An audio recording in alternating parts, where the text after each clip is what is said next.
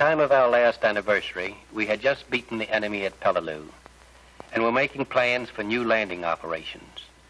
Operations that would pit us against the best and final defenses of the enemy in the Pacific. We, the officers and men of the Marine Corps, knew that we would succeed, but we also knew that the battles ahead would be as hard and as bitter as any in which the Marines had been engaged. So we prepared for those battles. In the years of fighting from Pearl Harbor to Peleliu, we had bypassed many Japanese garrisoned islands. To prepare for the battles to come and to prevent their use as bases against our line of communication, Marine Corps aviation helped keep them neutralized.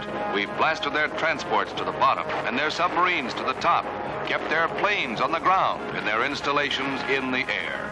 We kept constant police over dozens of sidetracked rat holes in the Solomons and the Carolines, in the Marshalls and the Marianas, feeding them a steady diet of concussion and short rations while we made ready our Sunday punch.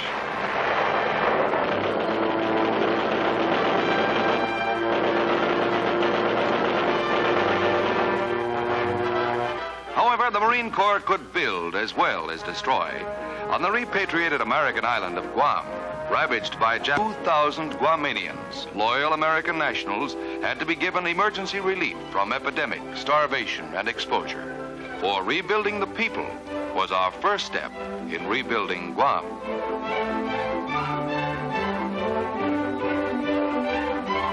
By 1945, the little salvaged island of Guam was no longer a blueprint. It was well on the way to becoming our strongest fortified outpost, future headquarters of the Pacific Fleet, and springboard for our next attack.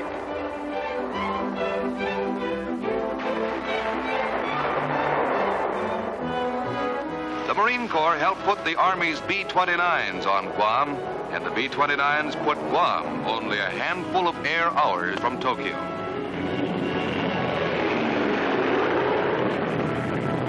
But halfway between Guam and Japan was a tiny pork chop of an island, Iwo Jima. As a Japanese air base, it was a menace to our B-29s. To make it an American air base was the mission of the 5th Amphibious Corps, the 3rd, 4th, and 5th Marine Divisions. The fleet poured it on, and we stood off, waiting for the bombardment to lift. Our landing craft went in under direct observation from grim Mount Suribachi, an extinct volcano that commanded the landing area. They could practically read our dog tags coming in, but we kept coming.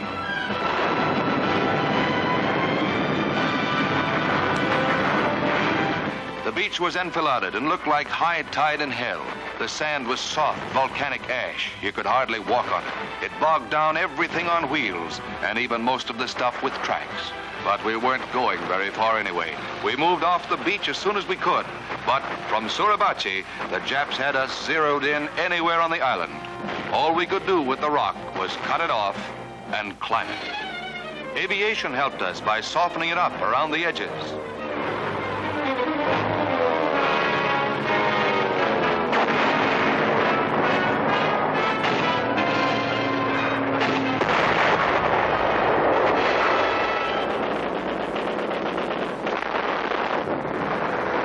To us, putting the flag on Suribachi meant mostly that the Japs had lost their main observation post. And with the men down around sea level, it meant that the odds would be more even.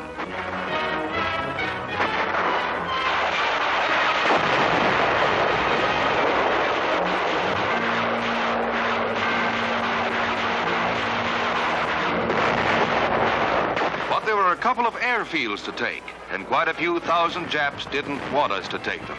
They were dug in, and we had to dig them out.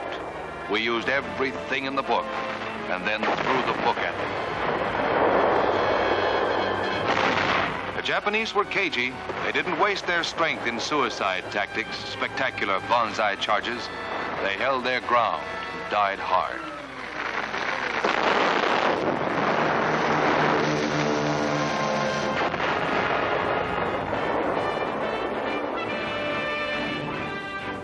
It took us a month to secure Iwo, and the cost was high, but so was the gain. Aviation based here could support all future operations and save more lives than had been lost in the war to date. Back at Pearl Harbor, March saw the arrival of the first contingent of women reserves to serve at an overseas outpost.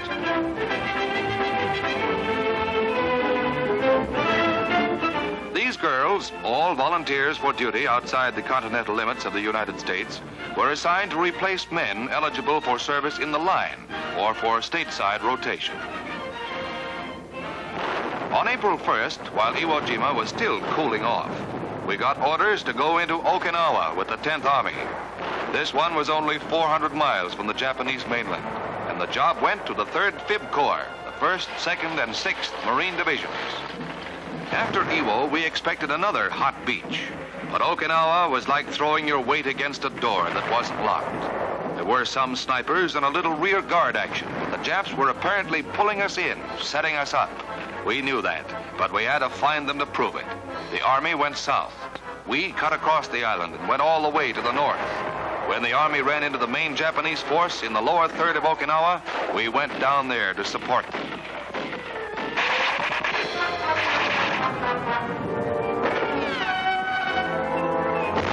The Japs had been on Okinawa for 86 years, long enough to dig plenty of holes.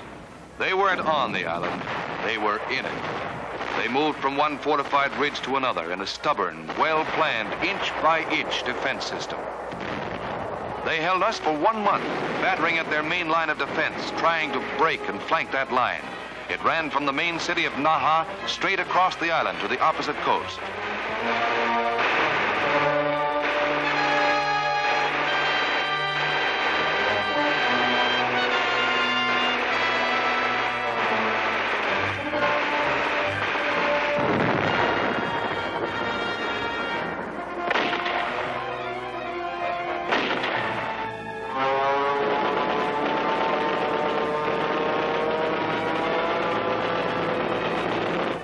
Finally broke the line into pockets. But each pocket was a tactical defense area. Often, flame was the only way to reach into the honeycomb of caves and tunnels they had built into the mountains.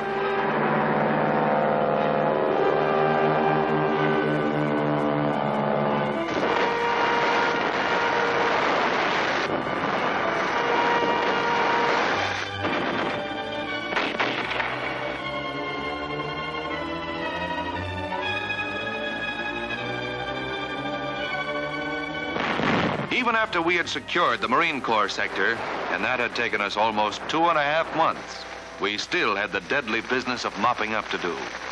Usually at this stage, the Japs bared their teeth and defiantly died for their emperor. But on Okinawa, they started to surrender. For the first time in the Pacific, they gave up by the thousands. We were on the very doorstep to Japan, and the enemy was just beginning to recognize defeat.